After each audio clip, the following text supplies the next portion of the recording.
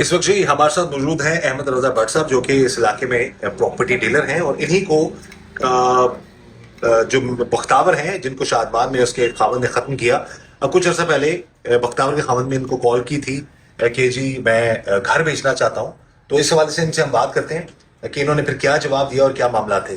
جی but صاحب بتائیے گا، یہ کب آپ کو بختاور کے شوہر کی اسماعیل کی کال آئی تھی اور کیا کہا تھا اس نے آپ کو؟ بسم اللہ الرحمن. یہ تقریباً میں نے اس کے وقوع سے کوئی 8-10 دن پہلے اس نے کال کی تھی، میں گھر بھیجنا چاہتا ہوں اور مجھے اس کی رجسٹری کاپی نکلوا دیں. تو میں نے کہا رجسٹری کی کاپی ہے تو 25-30 سال لکھوں گے. ان کے والد صاحب کو میرے ذریعے انہوں نے گھر خریدا تھا، تو مجھے نہیں پتا تھا کہ اب یہ کس کے نام پہ ہے. تو اس نے کہا اسسٹنٹ سن کا بتایا 24 میں جو ہے نا یہ گھر مسز کے نام کا ہے. پر میں نے یعنی کہ گھر جو بیچنا چاہ رہا تھا وہ بختاور کے نام پہ تھا، اس کی بیوی کے نام، اسماعیل کی بیوی کا. ٹھیک ہے. تو پہلے میں نے اس کی جو آگے ڈپارٹمنٹ میں جو ہے ان کو دیا کہ کروا دیں. اس دوران اس کا فون آیا کہ بھی میں نے یہ نا پہلے اپنے نام رجسٹری کرانی ہے اور اس کے بعد پھر آگے بیچنا ہے. تو میں نے کہا بھی اپنا رجسٹری تم اپنا ڈائریکٹ ہی آگے بیچ دو، کیونکہ یہ تو اگر تم پہلے اپنے نام کراؤ گے سے کوئی اس کا 17-18 لاکھ روپے سرکاری خرچہ ہو جائے گا. تو اگر تمہاری مسز نے سائن کی یہ اس ٹائم کوئی 2 دن کی پھر اس میں دوبارہ بات کی، تو پھر میں نے کہا کہ اگر تمہاری مسز سائن نہیں کرے گی تو یہ تمہارا سرکاری پیسے جو ہے ٹوٹے واپسی نہیں ہوں گے. تو آپ کو شک کب ہوا کہ کچھ گڑبڑ ہے؟ اس نے کہا کہ آپ نے نا اس کو مینج کرنا ہے، گواہ بھی آپ نے لانے ہیں. اچھا اچھا اچھا. آپ نے میں نے کہا نہیں گواہ تو تمہارے ہوں گے، اور کیا کہتے ہیں جو وکیل آئے گا اگر اس نے پوچھا کہ آپ کی نہیں ہونی مسز سائن نہیں کرنے تو وہ سارے آپ کے پیسے بھی ٹوٹ جائیں گے. شک کب پڑا آپ کو؟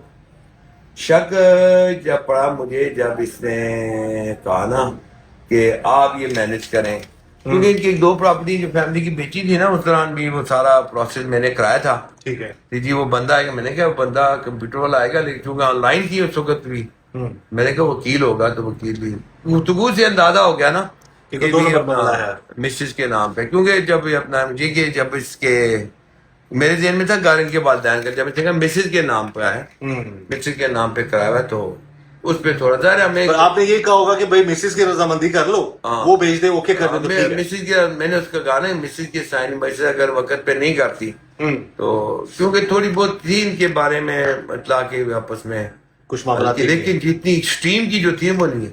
جس طرح عام طور میں میاں بیوی میں جھگڑے ہوتے ہیں وہی تھا، لیکن اتنی ایکسٹریم کا اندازہ نہیں تھا. آپ کو کب میں نے اس کو کہا میں نے کوشش کی کہ وائڈ ہی ہو نا، ٹال دیا اس کو تاکہ معاملات جو ہے. تو اس کے کتنے عرصے بعد آپ کو پتا چلا بختاور کا گلا کاٹ دیا اس نے؟ یہ اپنا میرا خیال ہے اس بات کے کوئی آفٹر 4-5 دن پہلے اس کو میں نے جواب دیا، ہفتہ پہلے، اتنا ہی دادا ہوا. یہ رمضان سے پہلے جو تھا نا، رمضان سے پہلے اس کو میں نے یعنی ٹال دیا تھا ایک طرح سے. ٹھیک ہے.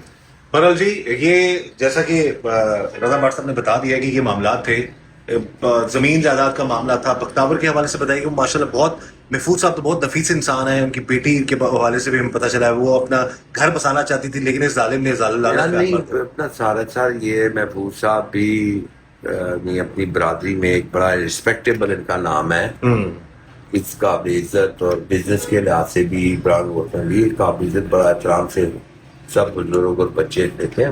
ریسپیکٹیبل نام ہے. بچے بھی بڑی پیاری سے بڑی ہوں گے. اب شادی میں اس کے ملا پرانے 30-40 سال کی فیملی سے تعلقات ہو، شادیاں ساری بچوں کی شادیاں بھی شرکت کی ہے. تو بچی بھی اپنا ماشاء اللہ کیا کہتے ہیں جنٹل بچی، گھریلو بچی ہے سارا. لیکن بچیاں ہوتی ہیں گھریلو بچیاں ہوتی ہیں وہ فیملی ہے.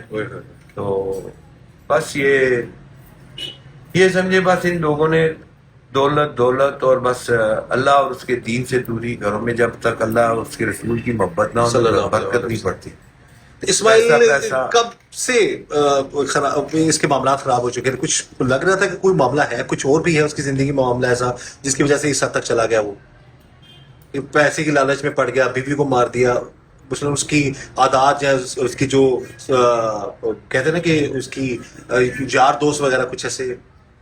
مجھے دیکھیں نا اب یہ کوئی ایسا اس سے پہلے کبھی فیل نہیں ہوا ٹھیک ہے. لیکن ایک دو اس طرح اس طرح اپنا جو معاملہ ہوا تھا گاڑی کے ایکسیڈنٹ ہوا تھا تو اس میں جو اس کے ساتھ براہ راست پھر ادھر تھانے والوں نے رکھا ہوا تھا اس ضمانت پہ لے کے آیا تھا شخصی ضمانت پہ تو اس میں مجھے اس طرح فیل ہوا تھا کہ جو ہے نا اس کے کوئی اس کو نشہ اس وغیرہ کا کرتا ہے.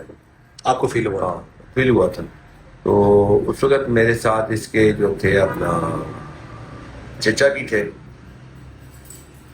میں نے کہا ان کے علم میں ہو کہ اس کی جو حرکات سکنات ہو گئی.